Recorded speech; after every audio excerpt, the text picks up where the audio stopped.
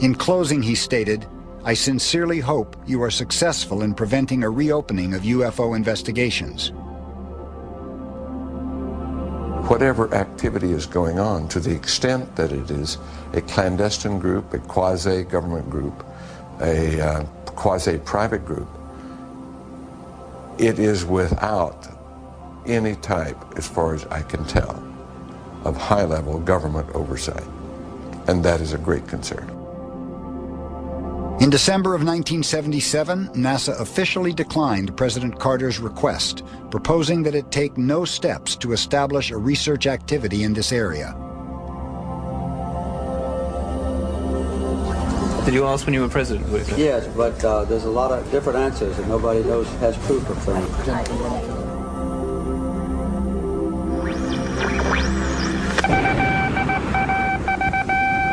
The American Broadcasting Company and affiliated stations present Headline Edition with Taylor Grant.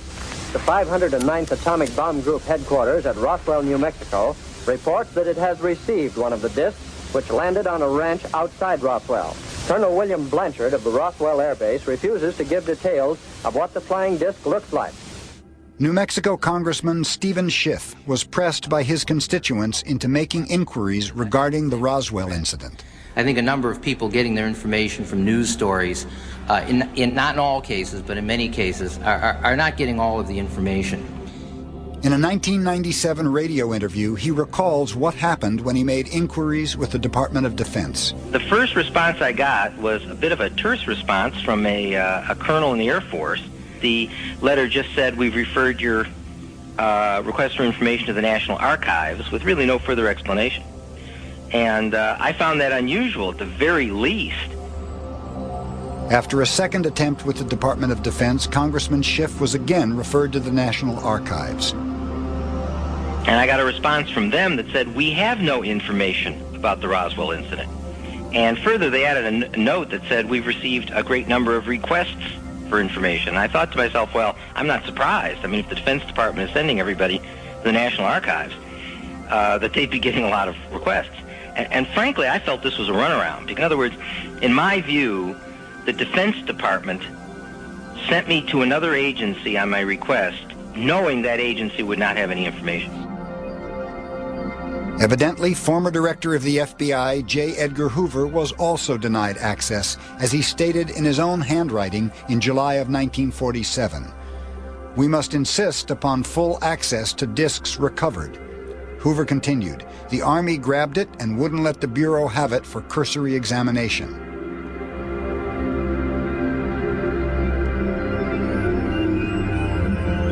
We will stand against the forces of... A more recent inquiry was apparently made by President Bill Clinton.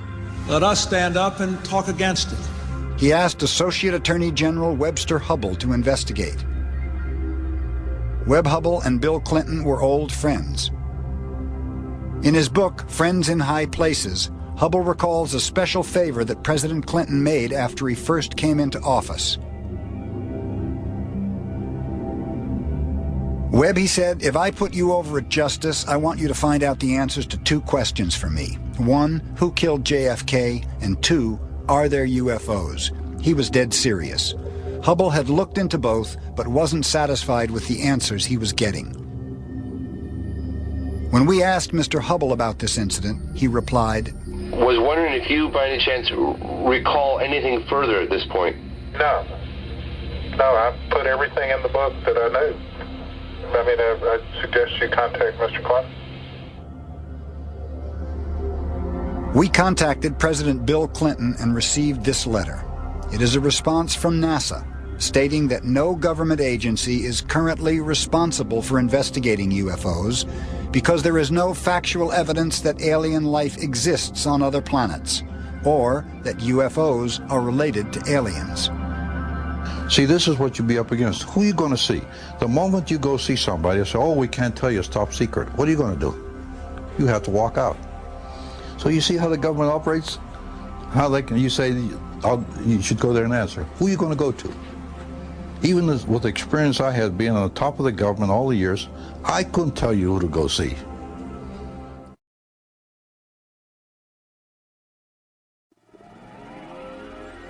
Paris, 1999.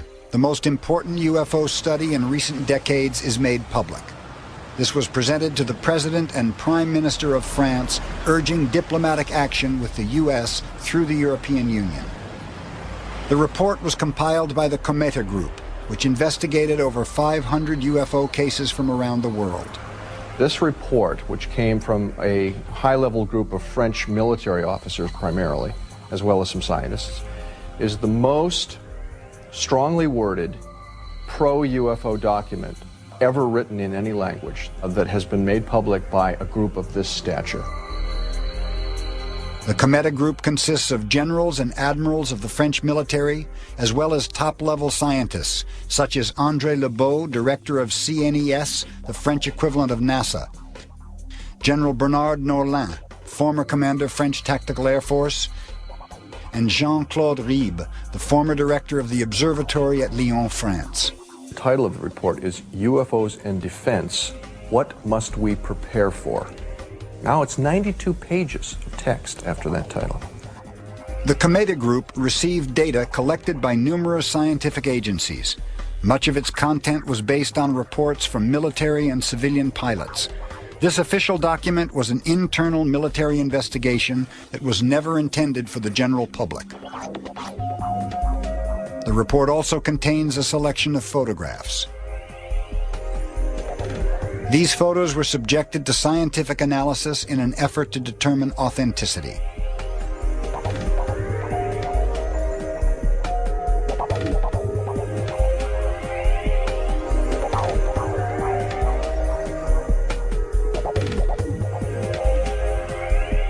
Cometa also examined physical evidence, such as plant and soil samples taken from alleged landing sites.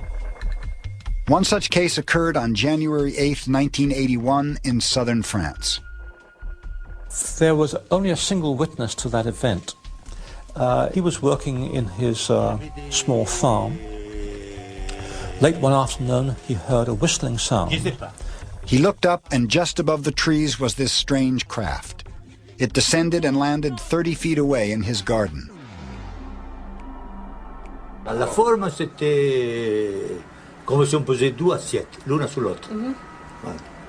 He told his wife about it in the evening, and she thought that he was joking.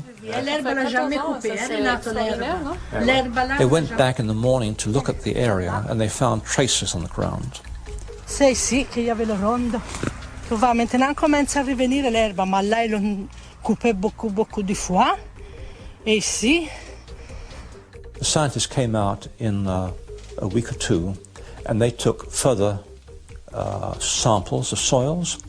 They also took samples of plants, and the analysis of the soil and plants were very interesting. They were carried out quite professionally, and there was evidence of compression of the soil, and there was a clear evidence of damage to the plants, the kind of injury that could happen because of heating, due to microwaves, for instance.